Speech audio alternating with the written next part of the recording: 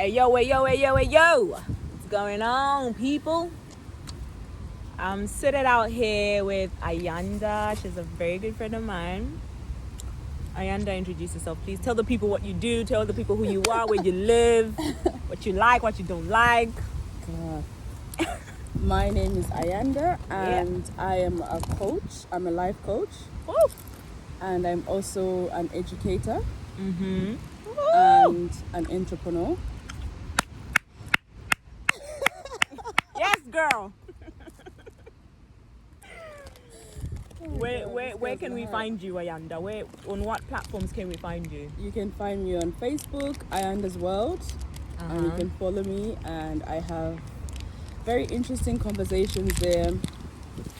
You can engage with those. Mm-hmm. Mainly on Facebook. I will be getting on Instagram soon as well. Do you have YouTube? Not yet. Okay. No. So, I want to have a discussion with you, Ayanda, about relationships. Not just not relationships in the broad sense, but like boyfriend girlfriend type of relationship. Mm-hmm. Can you tell me, if I were to come to you and say, listen, I feel like I'm ready for a relationship, what would you advise me to look out for? Or how would you advise me to approach the situation? How does one get a boyfriend, or how does one get a girlfriend? Is it something that you have to prepare for? Is it something that you just randomly see somebody in a park like here and I'll be like, yes, look at that, I like the look of that, let's get in? How would you advise me to approach it? Okay, so are we talking about relationships in that sense, or in terms of someone who wants to get married? Someone that wants to get married, because at the end of the day, we all want to be in a relationship with someone that we see a future, that we are hoping will spend the rest of our lives with. So someone that's intending to get married. Right. There's a lot of factors that one has to take into account before actually being in a relationship with someone and having that vision that, okay, I want to get married to this person. I always start with the individual. So you as an individual, what are the things that you have practically put in place to prepare you for another person to be joined to you Okay. forever? Because marriage is forever. Yeah. Until we die. Yeah. But what other tools and what things have you done to prepare your heart, prepare your environment, and prepare your mind? You have to put in certain elements before that time comes. Okay. So I do not believe that it's just something that we just kind of randomly decide, if I see someone, I want to be with that person. Yeah. No, it's very much about building the individual first. Okay. Okay, so what is the first step in building me when I decide I'm ready? I want to get into a relationship with somebody that I'm hoping will be my husband. How do I know that I've done all of the things that you've talked about? Check my heart. What are the things that I need to put in place exactly? Okay, so one of the things that you need to be doing is you need to find your purpose. What is your purpose? Because when you find your purpose, you find your identity, right?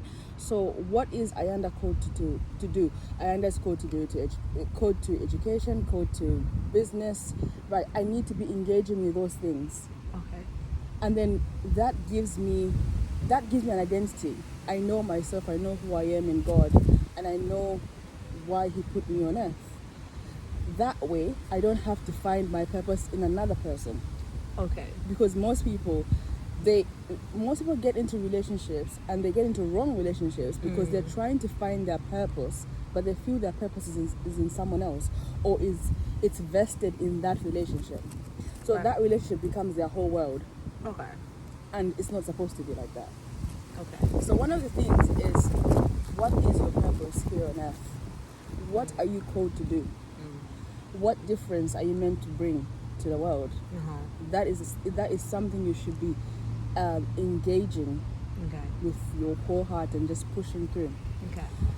The next thing I would say is you need to evaluate the traumas and the things that you have gone through as a person. So that whenever you meet the person, whenever you meet the one that you're meant to be with, you won't bring that trauma to that person. Because it's very impossible. It's impossible to say, I'm gonna have all this stuff in my life and I'm not gonna affect my husband. You will definitely affect him. Everything about you will affect that relationship. So it's important that you go through a process of untethering from that trauma, from that pain, from situations with your parents, whatever it is that happened in your past. You must deal and face it. Okay, this is very interesting because, like, I'm thinking about people that have had, like, you know, people that have suffered rape, for example. Right. I mean, okay, let's say they've dealt with it and they're fine. Do you think that when they get into a relationship, they have to disclose that, even after they've dealt with it?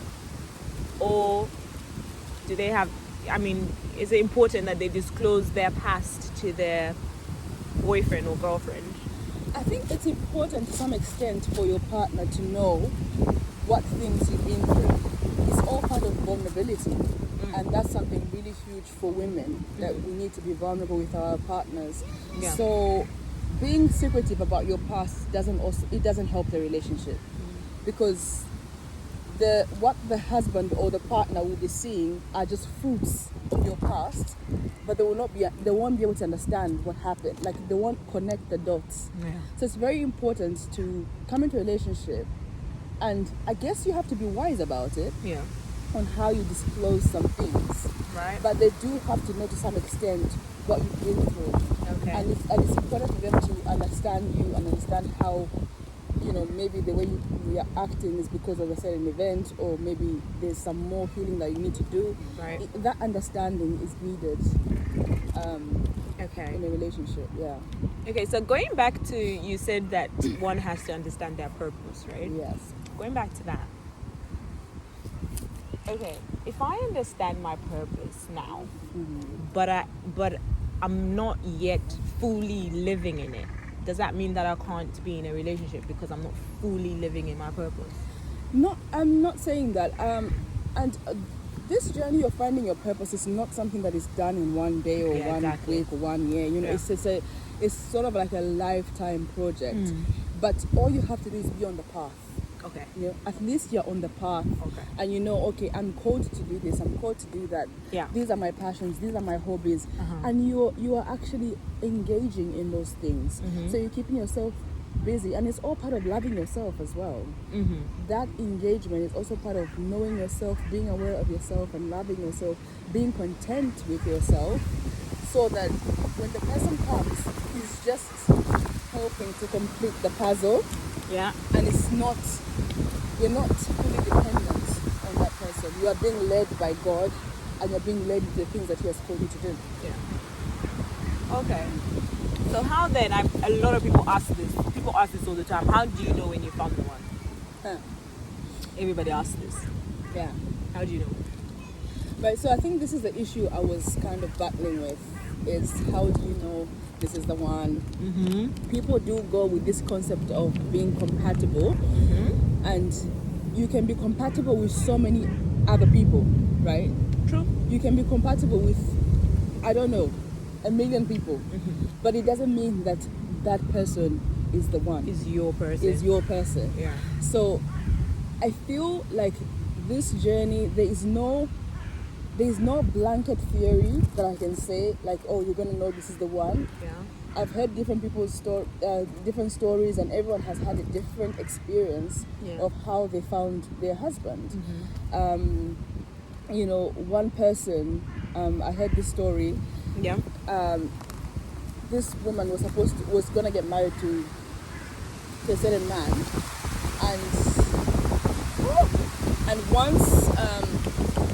once she discovered her purpose and God started teaching her who she was, God told her, no, you're not gonna get married to that person, you're gonna get married to this person. And she didn't even really like that person, but it happened to be the one.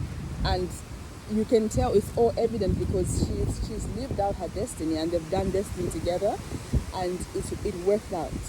So I feel like everyone has had a different experience. Mainly is for the Christian women out there is really be directed by God. Do not be directed by emotions. Do not be directed by all these worldly concepts that we tend to believe in. That, you know, maybe we just have to tick these boxes and that's the one. Yeah. We really have to be stable in God and know how to communicate with God about this issue. Yeah. So I think that's important. Okay. Yeah. Compatibility, right? You said that you can be compatible with so many people. Are you saying that compatibility is not like you can't be compatible with one person on every level? So, Really windy. Yeah. so let's say with one person we're compatible in that we're both active. For example, we like to go biking, climbing mountains, this and that. So I could say that I'm compatible with that person, right? Right. So In just that that area. Then so, I could be compatible with someone else because we both love to cook. And Exactly. I think, oh, we could be cooking together in our home, and I'm like, oh, he could be the one. Exactly. But can you be compatible with someone in all things?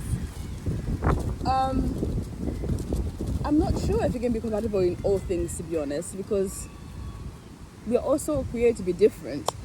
But I know, you know, when people say, oh, we do things the same, like maybe we go out, that's recreational compatibility. That's what they call it in psychology. Okay. So, yeah, maybe you're compatible in that recreational level. And then there's other levels, you know, sexual compatibility, other things that you have to find out. But again, I feel like this is a worldly concept that people use to measure things. And it's not really the measure that you should be using. Especially as a Christian woman, I think there is something deeper, there's something more that you should be engaging in than just trying to tick those psychological boxes. Yeah. In my past relationships, as I said earlier, it's never been about being compatible with anybody or whatever. That comes with it. You'll find that along the way, you find that you actually like certain things that are similar, blah, blah, blah. But I thought that it was important to be very good friends with the person that you're with. Right.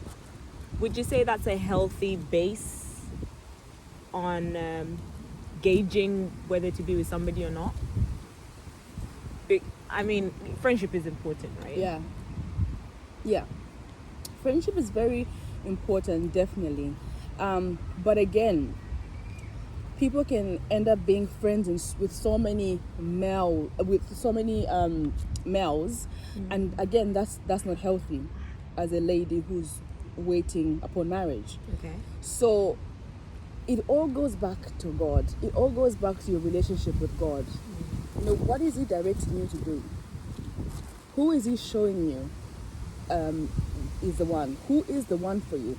And it's something that you have to intentionally engage by yourself and really find out, God, who is the one that you have called for me? Because if God has not showed me that person, I don't want to be in close friendships with 10 men.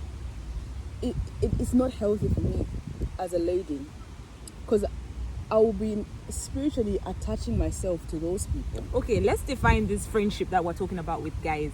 Because it sounds to me like you're saying that all sort of manner friendship should be cut off if you're waiting on God for the man that you that is going to be your life partner. Are you saying that if I'm in that position where I'm ready and I'm waiting on God to give me my life partner, I should not be talking to guys?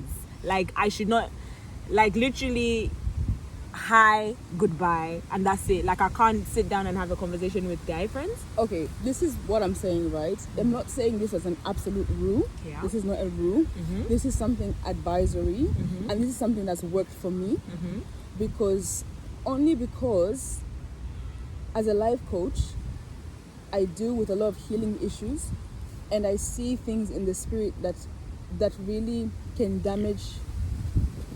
It can damage your potential in things when your relationships are a bit careless. Okay. So I'm not saying that you shouldn't talk to guys or you shouldn't be, but there's a really thin line between you and that person.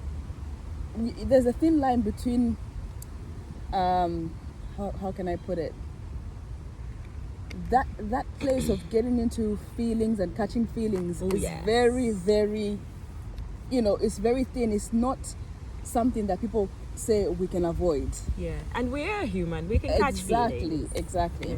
Right. And then I guess coming out of those feelings is you're better off avoiding getting to that point rather than having to fight the feelings off. That's what I mean. You're better off avoiding that because it brings so much confusion. Yeah. It brings sore ties. It gets entangled, and then you start thinking, oh, they're the one, or this is the one. That confusion, you're better off not getting cutting it off. Yeah.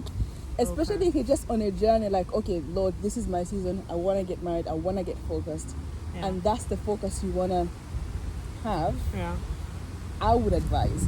This is not a rule, but I would advise not to be too entangled with other males. Maybe we should be checking our friendships then. Okay, so I have a few people that I would like to inform that I am not getting into that with you. Some guys that I've been friends with for a while are now starting to catch feelings, in my opinion, because the way they talk to me has now shifted. It's changed. Yeah. So then how do I tell these people nicely that let's not get there? Because it can be hard. You've been friends with somebody for so long and you've been buddies, and then all of a sudden their feelings change towards you. How then are you supposed to tell them, listen, I don't like you in that way? Because I feel like once you say that, you can't be friends anymore. Like that just destroys the friendship you had before. Exactly, and that's what we're trying to avoid. Yeah. Because now you've already reached to this point, the boiling point. So now there's only two ways. It's either you tell them you don't want this. How do you tell them nicely though? Because like for me, I've been told sometimes that I'm too straightforward and it hurts people's feelings. But I feel like if you're gonna tell somebody, you just tell it as it is and rip the band-aid off. Like, is there a nice way to say it? That's my question. You just have to be straightforward, I guess, because that's also part of being firm. You have to be firm as a person, and as a woman, you really need to know what you want, because sometimes people, some people will be like, a guy will like them, and even though they don't like the guy, but just the fact that they got that attention, they also say, oh yes, I also like you. So now they get into feel like they owe it to them because they like them. I should like you back. Exactly. So you really need to know yourself, and you really just need to be firm, and you need to put some boundaries, and you just have to say, I'm not going there, but we can be friends, or let's end it. Let's just end here. But you see, this is the thing. I really feel as a woman, you should really protect your heart. You should really, really protect your heart. It's not something to be given away easily. So, because the person who you're meant to be with, God has already created him. God has already, He's already planned. He's already planned him for you. So, your heart you should shield your heart. And He's waiting for a heart that will be able to give you. He was waiting for your heart. And you should be able to give your whole heart to that person when he comes. Yeah. You shouldn't have like just a piece of you. You should have the whole of you. This advice that you're saying, okay, as women we should guard our hearts. As women, you keep saying as women. Shouldn't guys be doing the same thing? Hello. Why is it just us women? Well, I'm speaking to women because this question has been about women, isn't it? As well, waiting for marriage. Yeah. Well, I guess there are guys out there there are also guys out there that are waiting for marriage. But I feel like, I think because we are women as well, it's just more difficult because we catch our, like, emotions are just different. Guys, we get attached. Yeah, we get and attached they can quickly. yeah we get attached quickly and deeply as well compared to guys. So I think it's really important that we do that. That's a good point. I like that. Wow, that was a good chat. Thanks for the chat, Ayanda. Cool, that was fun. It was, wasn't it? Do this again. All right, let's enjoy the weather now. We are out.